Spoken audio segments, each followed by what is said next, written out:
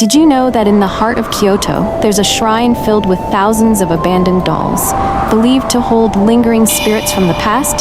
Spooky, right? 10 hidden gems of Kyoto you've never heard of. Stay till number 1, it'll blow your mind. Kyoto isn't just temples and tourists.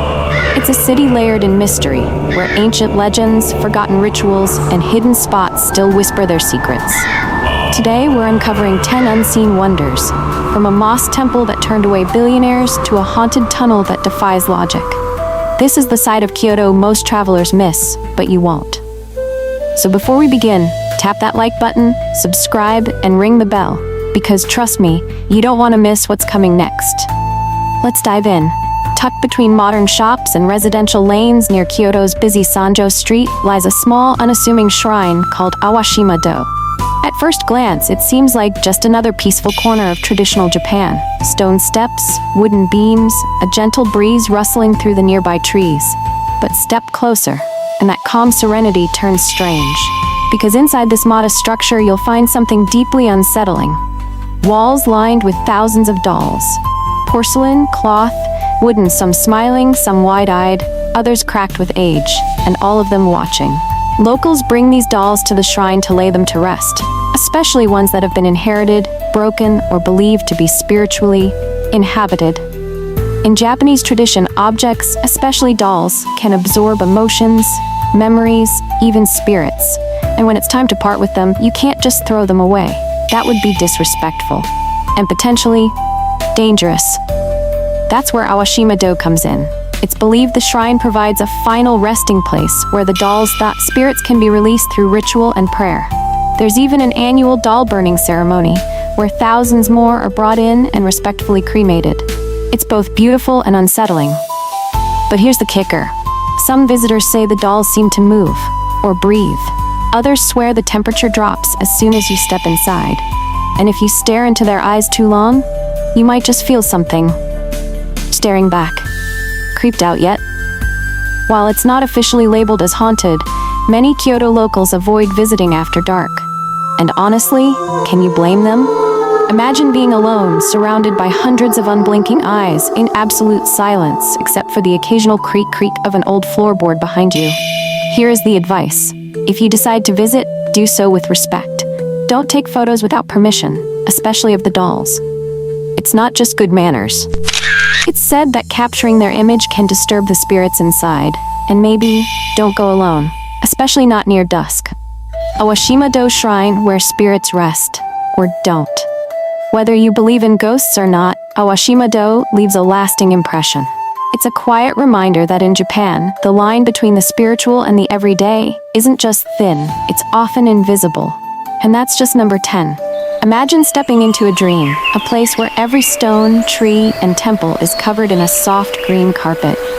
Welcome to Koke-dera, also known as Saihoji, Kyoto's legendary moss temple. From the outside, it might not look like much. No flashy torii gates, no souvenir stands, just a modest gate and a winding path. But cross that threshold and suddenly, it's like stepping into another world. Over 120 species of moss blanket the temple grounds like a living tapestry. Lush, damp, and impossibly beautiful. But here's the twist. You can't just walk in. No walk-ins, no same-day tickets, no digital reservations. To visit Koke-dera, you have to apply by postcard, in Japanese. Yep, you heard that right. In an age of QR codes and TikTok tours, this temple holds firm to its centuries-old protocol. Why? Because visiting this temple isn't meant to be just sightseeing. It's a spiritual ritual. A slowing down, a return to stillness. Before you're allowed to walk the moss garden, you'll take part in a sutra copying ceremony called shakyo. It's quiet, meditative, and a little challenging. You sit on tatami mats, brush in hand, copying ancient Buddhist texts, stroke by careful stroke. It's about intention, not perfection. Then, and only then, are you invited to step outside, to walk among the moss, reflect by the pond, and let time melt away. It's no wonder this place has captivated people from around the world. In fact, rumor has it Bill Gates himself once tried to visit without applying by postcard and was politely turned away. Here is the pro tip. Want in? Plan months ahead. Get help from your hotel or a travel agent if needed, and don't skip the calligraphy. It's part of what makes the experience so unique. Koke-dera isn't just a place, it's a state of mind. It teaches you to slow down, to notice the little things. The way moss clings to a tree, the way silence sounds when it's wrapped in birdsong. In a city full of Instagram-worthy spots, Koke-dera invites you to put the phone down and just be. Koke-dera, Moss Temple. Entry by postcard only, no joke. So if you're looking for serenity off the beaten path and you're patient enough to earn it, Koke-dera is worth every stroke of the brush. And that's just number 9. Not all of Kyoto's wonders are peaceful. Some are steeped in shadow. Whispers passed down by generations who know better than to wander alone after dark. This next spot? It's earned a reputation as Kyoto's most haunted place. Welcome to the Kiyotaki Tunnel. It's only 444 meters long, but legends say that number is no coincidence, because in Japanese numerology, 4 is pronounced shi, the same as the word for death. Built in the 1920s, the Kiyotaki Tunnel winds through a forested mountain road near Awashima. On paper, it's just part of the city's road network, but dig deeper and you'll uncover a chilling history. It was reportedly constructed using forced labor during Japan's imperial era, men who died building it and whose spirits may have never left. Locals and drivers have reported strange occurrences for decades. Phantom footsteps on the roof of the car, a pale figure appearing in the back seat. And this one's really creepy. People claim the tunnel's length actually changes when you walk through it. Now, is that just folklore? Maybe. But when the hairs on the back of your neck stand up, logic tends to get very, very quiet. What makes the tunnel even more unsettling is how normal it looks during the day. But at night, the atmosphere shifts. The air grows cold. Sounds echo differently. Even seasoned locals, people born and raised in Kyoto, avoid the tunnel after dark. You ever driven somewhere so unnerving that you rolled up the windows, even though you knew it wouldn't help? Yeah, that's this place. Warning, if you're visiting out of curiosity, go in the daytime and don't go alone. Be careful. This isn't just about ghost stories.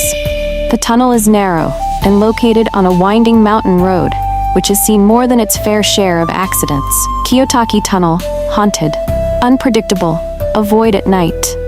Whether you believe in ghosts or not, one thing's for sure.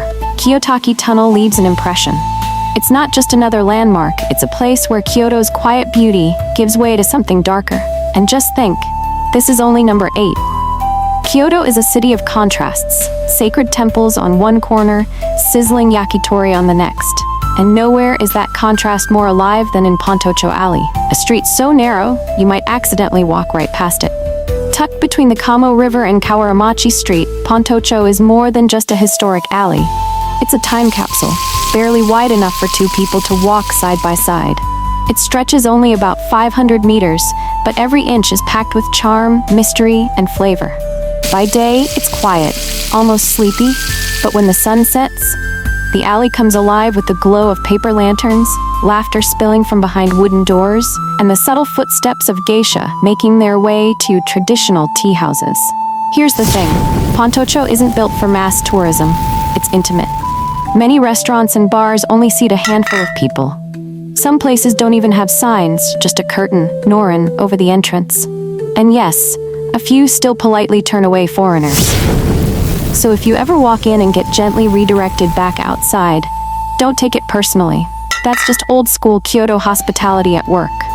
Here is the pro tip. Look for restaurants with English menus outside, or ones with a welcome sign at the door. These spots are typically happy to host tourists, and often serve up unforgettable meals. And while the food here is legendary, wagyu, sashimi, grilled eel, hot sake, it's the atmosphere that really sells it. You're dining in the same alley samurai once walked. You're listening to the sounds of old Kyoto. It's cinematic. It's surreal. It's kinda magical. And if you're lucky, you might catch a glimpse of a real Maiko, an apprentice geisha, gracefully gliding between appointments. Just be respectful. No flash photography. No chasing for selfies. Pontocho isn't a theme park. It's still someone's workplace. Pontocho Alley, tiny street, huge flavor. Pontocho is where Kyoto whispers instead of shouts. You won't find neon signs or loud music, just timeless tradition, served up one course at a time. And in a city full of treasures, this narrow little alley stands tall. Up next, we're trading dim lanterns for sunlit rice fields in a village untouched by time. If Kyoto's main districts are its bustling heart, then Ohara is its soul. a quiet mountain village where time moves slowly, and sometimes it feels like it stopped altogether. Nestled just an hour north of central Kyoto, Ohara is everything the city isn't: silent, untouched, and blissfully off the tourist radar. Most travelers don't make it this far, and maybe that's why it still feels so pure. It's the kind of place where temple bells echo for miles, where the smell of fresh earth and miso soup blend in the morning air, and where you might go 10 minutes without seeing another person. At the center of Ohara is Sunzen-in Temple, a hidden gem wrapped in moss gardens, ancient cypress trees, and the sound of running water. You'll find tiny Warabe Jizo statues, little stone children smiling gently beneath blankets of green moss. They're said to protect visitors and bring peace to those who slow down long enough to notice them. It's a temple that doesn't need grandeur. Its beauty is in the details, in silence, in nature, in stillness. But Ohara isn't just about temples. It's a place to experience rural Kyoto life, where obachans, grandmas, sell handmade tsukemono or pickled vegetables from their front porches, where inns serve meals grown just down the road, where the loudest thing you'll hear at night is the wind. My best travel tip: Ohara is most magical in autumn, when the entire valley ignites in fiery reds and deep oranges. Bring cash. Most local shops and vendors don't accept cards. And wear good walking shoes. You'll want to get lost here. Here's something most people don't know. During Japan's Heian period, Ohara was a retreat for monks in exile. This was their refuge, a place of isolation, prayer, and quiet resistance. That spirit still lingers in the trees and paths that wend through this mountain sanctuary. Ohara Village, where monks hid and pickles shine. Ohara isn't Instagram famous. It doesn't need to be. It's not about showing off. It's about feeling something real. And if you're the kind of traveler who finds joy in silence, this place will stay with you long after you leave. Next up, we're heading into a hidden tea house that doesn't even have a sign. In a city filled with tea shops and souvenir matcha kits, finding something truly authentic feels rare. But hidden deep within Arashiyama, beyond the crowds and bamboo forests, lies a tea house so secret, you'll miss it if you're not looking. Ichien. There's no big sign, no flashy entrance, no social media presence. In fact, most locals don't even know it exists. You'll pass through a small wooden gate, follow a stone path under leafy trees, and suddenly find yourself inside what feels like a different dimension. Welcome to Ichien, where silence is the main course and time is steeped, not rushed. The tea ceremony here isn't a show. There's no audience, no flash photography. It's intimate, personal, sacred. The host kneels in silence, performing every motion with deliberate grace. The way the tea is scooped, how the water is poured, the exact fold of the cloth. Nothing is rushed, nothing is random. Every gesture tells a story about hospitality, humility, and being fully present in the moment. And when the tea is placed before you, there's a ritual. You bow, rotate the bowl, drink in 3 respectful sips, then quietly admire the craftsmanship of the bowl itself, because even that has meaning. There are no distractions, no phones, just the sound of water, wind, and the quiet rustle of your own breath. And here is an etiquette tip: never blow on your tea. It's considered disrespectful. And don't talk unless spoken to. The silence here isn't awkward, it's intentional. The name Ichien translates loosely to one connection. It reflects a core belief in tea culture, that a single encounter, shared sincerely, can be unforgettable. No matter how many temples you visit in Kyoto, this moment, a bowl of matcha in a quiet garden, shared in stillness, might be the one that lingers longest. Ichien Tea House, no signs, no selfies, just silence. So if you're craving something real, something slow, sacred, and soul-stirring, skip the trendy cafes and seek out Ichien. It may take effort to find, but that's exactly the point. Coming up, Kyoto's Philosopher's Path hides more than cherry blossoms, including a shrine guarded by rats. No, really. You've probably heard of Kyoto's Philosopher's Path, a serene, stone-lined walkway that winds beside a canal, shaded by cherry trees, perfect for reflection and, yes, Instagram. But what most people don't realize is that tucked just a few steps off this path is one of Kyoto's strangest and most delightful secrets. A hidden shrine protected not by lions, but by giant stone rats. Welcome to Otoyo Shrine, a humble, centuries-old place of worship that quietly stands apart from Kyoto's better-known temples. Why rats? The story goes back to Japanese mythology. One version says the deity enshrined here is Okuni-nushi, a god of love and healing, who was once saved by a family of white rats. In gratitude, he made them his messengers. So unlike most shrines guarded by fierce komeinu, lion dog statues, here you'll find two massive rodents flanking the entrance. Stone tails curled, eyes wide, silently watching. It's unexpected, a little funny, and kind of adorable, until you remember you're bowing to a pair of guardian rodents in a centuries-old sacred space. But that's Kyoto for you, full of gentle surprises where the mystical and the playful coexist. Okay, here's the fun fact. In Japanese culture, rats symbolize fertility, protection, and intelligence. Not exactly the pests we think of in the West, right? So maybe don't mention your pest control plans while you're here. The shrine itself is small, easy to miss, and almost always quiet. But that's what makes it special.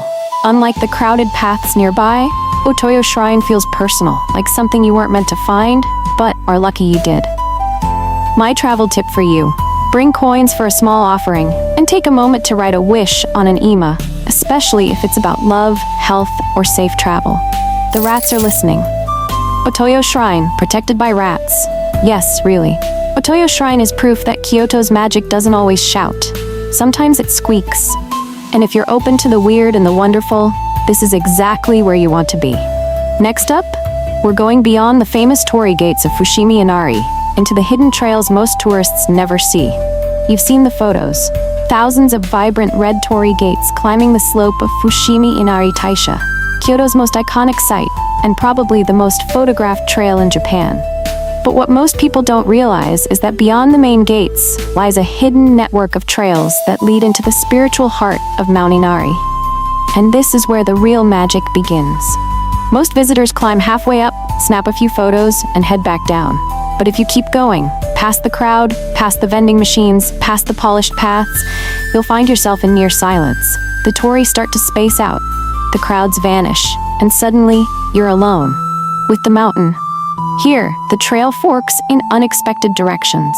You'll pass forgotten shrines, small stone altars, and spiritual markers where locals still come to leave offerings: candles, sake, rice, even coins. Each fork of the path feels like a choice, and the deeper you go, the less it feels like a tourist spot and more like a place that watches you back. Here's my spiritual note for you. Mount Inari is believed to be alive with kami, Shinto spirits. The fox statues scattered across the mountain represent Inari's messengers guarding over rice, prosperity, and protection. There's something undeniably mystical about this place. It's not scary exactly, but it's not entirely comfortable either. Like you're being invited to witness something ancient, something that doesn't care about your bucket list or how many likes your post gets. This is Kyoto beyond the brochure. Just be warned, the further you climb, the more isolated you get. The trails aren't always marked, phone signal is spotty, and you will question if you took the right path back. Hiking tip: bring water, wear real shoes, and give yourself at least 2-3 hours if you want to explore the full route. Most of all, respect the space. This isn't just a trail, it's sacred ground. Mount Inari's secret trails, go past the crowd, find the quiet. If you came to Kyoto for meaning, not just monuments, Mount Inari's hidden trails might be the moment you remember most. It's not easy, it's not obvious, but the spirit of Kyoto, it lives up here. And speaking of unforgettable experiences, how about dinner on top of a river? Picture this: you're sitting cross-legged on a wooden platform, high in the mountains, with crystal clear water rushing beneath your feet. There's no air conditioning, no fans, just the sound of a cool stream and the scent of grilled fish rising in the air. Welcome to Kibune, home of the surreal and unforgettable summer tradition known as kawadoko dining. Located about 30 minutes from Kyoto by train, the mountain village of Kibune is a tranquil retreat known for its sacred waters, ancient shrines, and poetic atmosphere. But between May and September, it transforms into something almost dreamlike. Restaurants build platforms right over the river, letting diners escape the summer heat in the coolest way possible, literally. And then there's the star of the show, nagashi somen. This is no ordinary noodle dish. Cold somen noodles are sent sliding down a split bamboo pipe filled with icy river water. You sit with your chopsticks ready, trying to catch them before they fly past. It's dinner, and a mini-game. Miss a few? Don't worry, they keep sending more. And yes, it's way harder than it looks. The food here is seasonal, fresh, and deeply connected to nature. River fish grilled whole, cold tofu, mountain vegetables, and sake served ice cold in bamboo cups. But the real flavor is in the atmosphere. The coolness of the air, the sound of rushing water beneath your feet, the feeling that you've stumbled into a scene from a Studio Ghibli film. Travel tip: reservations are highly recommended, especially on weekends or during July and August. Wear shoes that are easy to take off. You'll be sitting traditional style on tatami or low cushions. And don't rush it. Part of the magic here is slowing down, letting the natural surroundings do the heavy lifting.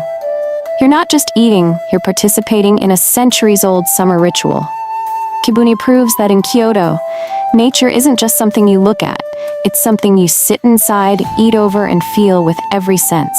Coming up next, Kyoto's most soul-stirring summer tradition, lanterns on the river, messages to the beyond, and a moment you'll never forget.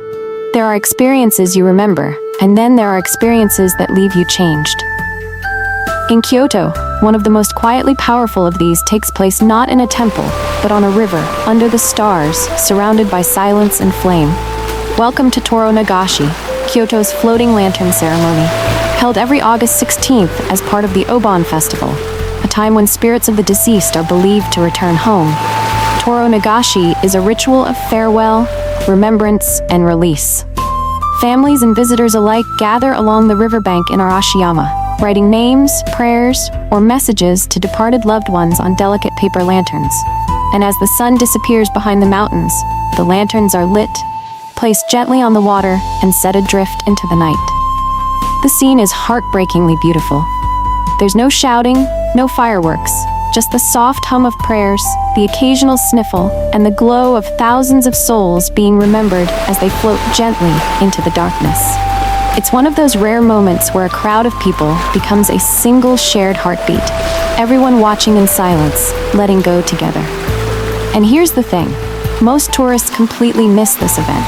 They're chasing fireworks in Tokyo or neon lights in Osaka. But those who stay behind, those who make their way to Awashima on this single night, witness something far more profound. Travel tip: arrive early to claim a spot by the river. Dress in a light yukata if you can, it's part of the experience. And bring tissues. You'll probably need them. Arashiyama Toro Nagashi, lanterns, prayers, and peace. Kyoto is filled with sights that take your breath away. But Toro Nagashi touches something deeper, reminding you that every trip, like every life, is made of moments that drift by, glowing briefly, beautifully, and then disappearing into memory. And that's what makes this the #1 unseen wonder of Kyoto. Kyoto may be one of the most visited cities in Japan, but what most people see is just the surface, the temples, the tourists, the souvenirs. But look a little closer. Take a side path, enter the unmarked gate, or listen to the silence instead of the guidebook, and Kyoto begins to reveal its real self. A village frozen in time, a shrine guarded by rats, a cup of tea in perfect stillness, a tunnel filled with ghosts, and a river of light carrying wishes to the beyond. These aren't just destinations, they're experiences that change how you travel, maybe even how you see the world. So the next time you're in Kyoto, don't just follow the crowds, follow your curiosity. The city isn't hiding from you, it's waiting for you to slow down enough to notice. Now, call to action, guys. If any of these hidden gems caught you by surprise, let us know in the comments. Which place would you visit first? Or maybe, which one would you avoid after dark? And if you enjoyed this journey through the unseen wonders of Kyoto, don't forget to like, subscribe, and hit that bell icon so you don't miss our next adventure. Because next week, we're heading into Tokyo's underground, abandoned places, closed-off districts, stories no one dares to tell. See you there. And until then, keep exploring, and like, subscribe, share. Thank you.